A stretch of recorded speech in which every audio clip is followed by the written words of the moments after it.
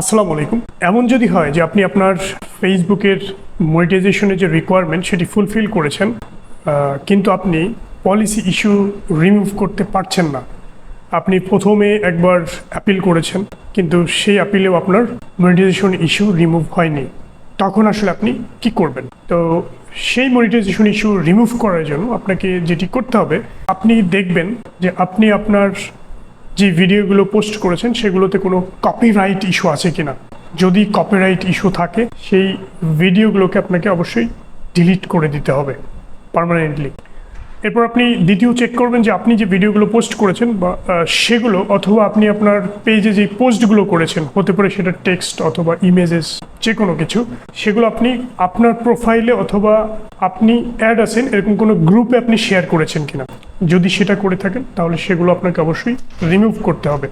এই কাজগুলো যদি আপনি করেন তাহলে মোটামুটি কিছুদিন পরেই আপনার আবার রিভিউ রিকোয়েস্টের জন্য একটা অপশন আপনি পাবেন, এবং সেখান থেকে যদি আপনি রিভিউ রিকোয়েস্ট করেন তাহলে ফেসবুকের যে টিম আছে তারা এটি দেখবে।